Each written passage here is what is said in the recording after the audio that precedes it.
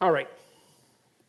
More representations of God the Father. I like these representations. I like the triangle idea.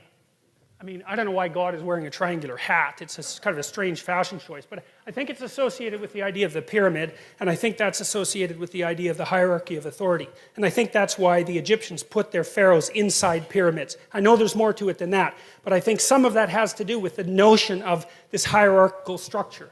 You see this on the... Now, that's speculative, obviously, and I don't want to make too much of it, but I can't help but think that there's something to that. See, that's on the back of the American dollar bill. I like that a lot. That's like the Eye of Horus from the Egyptians. And so the idea here is something like, at the top of the hierarchy is something that is no longer part of the hierarchy. Right? So if you move up the hierarchy enough, what happens is that you develop the ability, as a consequence of moving up that hierarchy, to be detached enough from the hierarchy so you're no longer really part of it, and so that you can move in all sorts of different hierarchies. And the idea here is that the thing that you're really developing is the capacity to pay attention. And I would say, from a mythological perspective, the one thing that seems to compete with the idea of the spoken word as the source of the extraction of habitable order from chaos is the eye, is the capacity to pay attention. So Marduk, for example, the Mesopotamian creator god, who emerged in the hierarchy of Mesopotamian gods and came out at the top, right? He was the victor of the gods. He had eyes all the way around his head, and he could speak magic words. And I really like that. I really like that idea. And the Egyptians developed that idea too, because their god Horus was the eye. Everyone knows the Eye of Horus. That image is so compelling that we still know about it. Everybody has seen the Eye of Horus with a really open pupil. And what the Egyptians learned was that the open eye was what revivified the dead society. It's so smart. So what do you do if your life isn't in order? Bloody well pay attention. And that isn't the same as thinking. It's a different process. Paying attention, thinking is like the imposition of structure in some sense. I know I'm oversimplifying, but paying attention is something like watching for what you don't know. And so, like, one of the things I often recommend to my clinical clients if they're having trouble with a family member is, number one, shut up. Don't tell them anything about yourself. And I don't mean in a rude way, it's just like, no more personal information. Number two, watch them like a hawk and listen. And if you do that long enough, they will tell you exactly what they're up to. And they will also tell you who they think you are. And then you'll be shocked because they think you're something, generally speaking, that's not like what you are at all. And when they tell you, it's like a revelation to both of you. But attention is an unbelievably powerful force. And you see this in psychotherapy too, because a lot of what you do, and in any reparative relationship, is really pay attention to the other person. Pay attention and listen. And you would not believe what people will tell you or reveal to you if you watch them as if you want to know, instead of watching them so that you'll have your prejudices reinforced. That's usually how people interact. It's like, I want to keep thinking about you the way I'm thinking about you, and so I'm going to filter out anything that disproves my theory. That's not what I'm talking about at all. It's like, I'm going to watch you and figure out what you're up to. Not in a rude way, none of that. I just want to see what's there. And that'll be good for you, probably, and also be good for me. And so, well, so that's the idea that, climbing up a hierarchy of authority can give you vision, and that vision can transcend the actual hierarchy. And I think that's also that's the metaphysical space that an artist occupies. Because artists really aren't in a hierarchy, they're outside of hierarchies. You've watched The Lion King, most of you? Yeah. That's Zazu, the little bird that's the eye of the king. That's the same thing there. So, and that's echoed in this idea as well. So well, that's some more ideas of hierarchies, same idea. This is, right, gold, silver, bronze. Why gold? Gold is the sun. Gold is pure, right? And so the idea is that the thing that's at the top of the hierarchy is incorruptible, because gold doesn't mix with anything else, right? It's this sort of metal that doesn't ever become corrupted. It's a noble metal. It doesn't become corrupted. And so it shines like the sun, and it's associated with what's ever at the top of the hierarchy. And the gold medal is a disc, like the sun, and it's awarded to those people who've occupied the top position and who are manifestations of the ideal. And here's I'll tell you a quick story. So imagine that you're watching an Olympic contest. I found this happens to me very often with gymnastics, because the gymnasts are so absolutely unbelievable, So you watch a gymnastic performance, and the The person's out there bouncing around like, you can't even imagine doing it. They're so perfect at it. So you see this person, they're going through this routine, they're just absolutely spectacular and flawless at it. At the end, they stop and everybody claps and they're all excited to see what a human being can do, and that's why we're in the audience watching, because we want to see what a human being can do.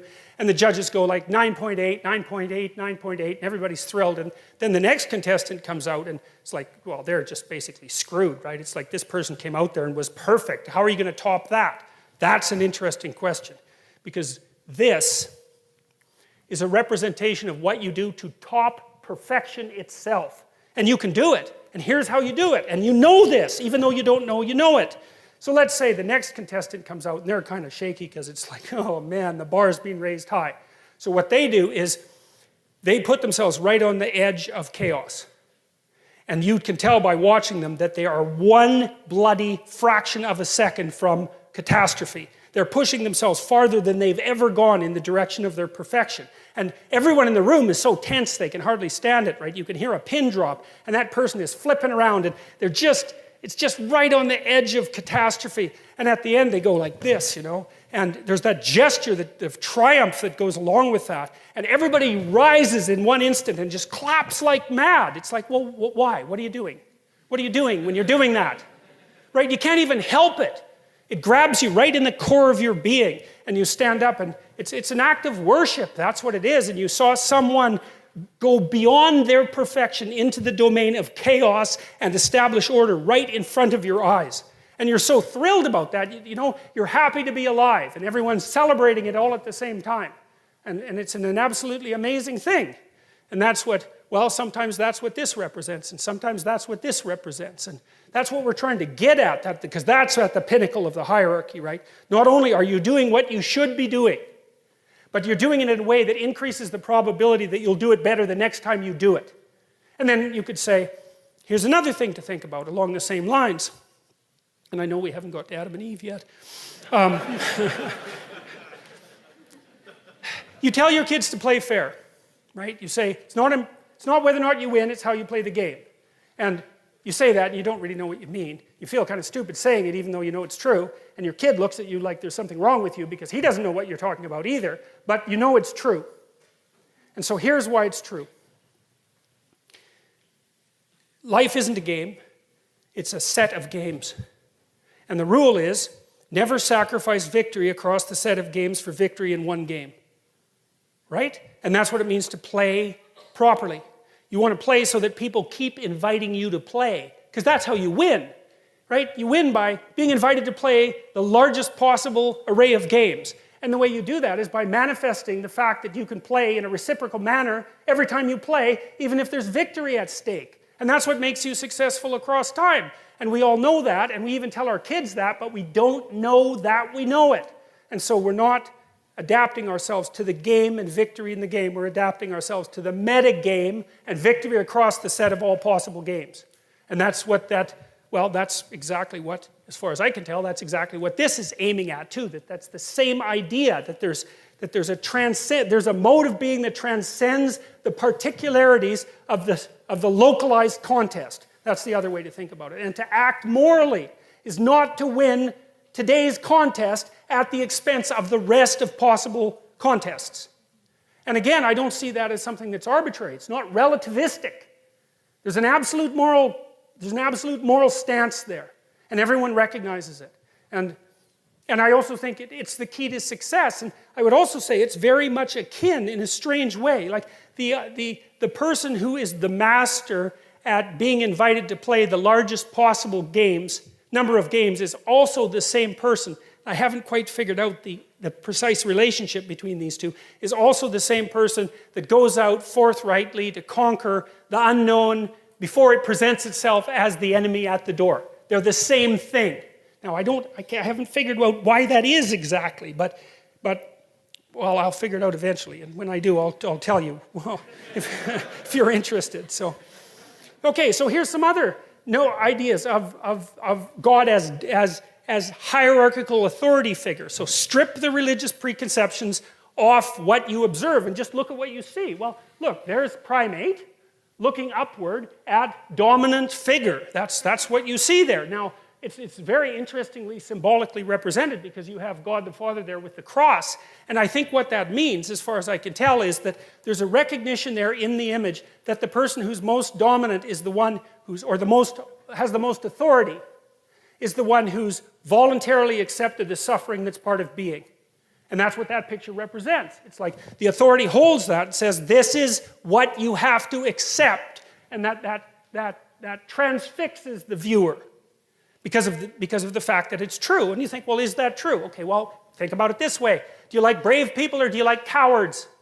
Well, that's pretty straightforward. And what's the ultimate act of bravery? It's to come to terms with the fact that you're mortal and limited and to live forthrightly regardless. Well, obviously, that's at the core of what's admirable. And why would we presume that that's not the case? We act as if that's the case. It's what everyone dreams and wishes that they could do. I mean, assuming that, you've dispensed with the idea that you're going to be immortal, I suppose that might be worth wishing for too, or perhaps not. Immortal is a very long time. But you certainly want this, and that image says, well, this is what you should be. And we've got that same opening into the sky going on in that image that I showed you before. It's like this is a transcendent truth that constantly remanifests itself across time and space. And Jung would say, it's built into your psyche, that image. Now, there are elements of it that are culturally constructed. It wouldn't necessarily have to be the cross, although the cross is a very old symbol. It's far older than its use in Christianity, and it's been used in many, many religious representations. But that echoes, the soul echoes with that. And then there's Moses up there on the mount receiving the law. And so we'll talk a lot more about that when we get to Exodus. But if we get to Exodus. So, well, look, where does it happen? Well, on a mountain. Well, that's a pyramid. That's up, right? That's up. It's up. It's up in the stratosphere. It's up in the sky where you look upward, okay? And then, so what's happening to Moses? Well, here's a bit of a clue, as far as I can tell. I figured this out partly, again, by reading Jean Piaget, because one of the things that Piaget said about kids was that they first learn to play a game, but they don't know what the rules are. Meaning that if you have a bunch of kids together, they can play a game, but if you take one of the kids out of the game when they're young, say 6, and you say what are the rules, they can only sort of give you a representation. So you take 6-year-old 1 and he'll tell you some of the rules, and 6-year-old 2 will tell you different rules, and 6-year-old 3 will tell you different rules. But if you put them all together, they can play. So they have the knowledge embodied either individually or in the group. The knowledge is there to be extracted. Well, then they get a little older, they can extract the rules. And then they start to play by the rules. And then Piaget's last step was, well, it isn't just that kids play by the rules, it's that they learn that they can make the rules.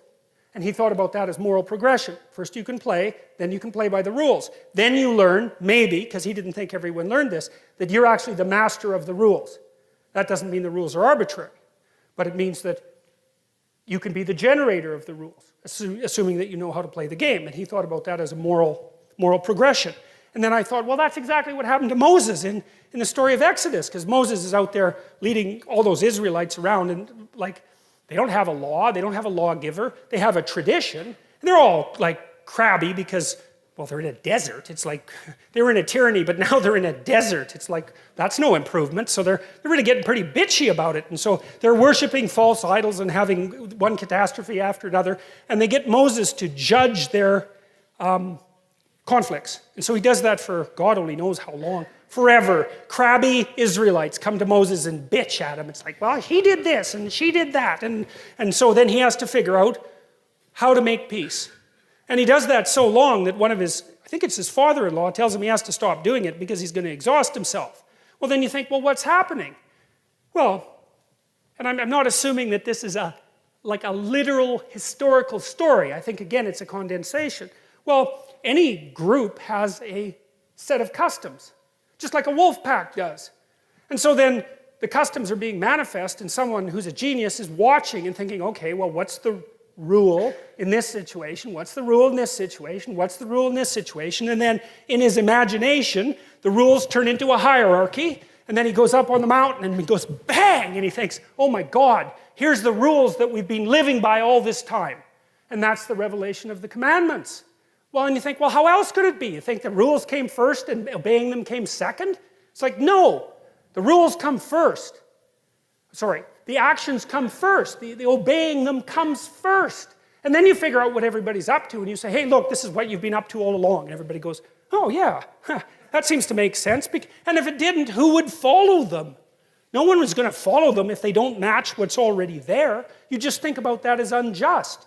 And so that's portrayed here as a cataclysmic human event. It's like, oh my God, we've been chimpanzees. We've been in this hierarchy of authority for so long. We have no idea what we're doing. And all of a sudden, poof, it burst into revelatory consciousness. And we could say, here is the law. And you say, well, is it given by God? Well, hey, it depends on what you mean by God. We could start with that presupposition, but it's not like it just came out of nowhere. It took and this is something else Nietzsche observed so interestingly, and he said, you know, that a moral revelation was the consequence of a tremendously long process of initial construction and then formulation. Thousands and thousands and thousands and thousands of years of custom, of building custom, before you get the revelation of the articulated law. And that's a description of the pattern that works. And let's say, well, what's the pattern that works? It's the game that you can play with everybody else day after day with no degeneration. And that's another thing Piaget figured out that's so brilliant, and that's his idea of the equilibrated state. It's an extension of Immanuel Kant's idea about the universal maxim, right? Act in a way so that each action could become a universal rule. That was Kant's fundamental moral maxim, and Piaget put a twist on that. He said, no, that's not exactly it. It's act in such a way that it works for you now, and next week, and next month, and next year, and 10 years from now, and so that while it's working for you, it's also working for the people around you and for the broader society. And that's the equilibrated state, and you could think about that as an intimation of the kingdom of the city of God on earth. It's something like that. And it's based on this idea that a morality has to be iterable.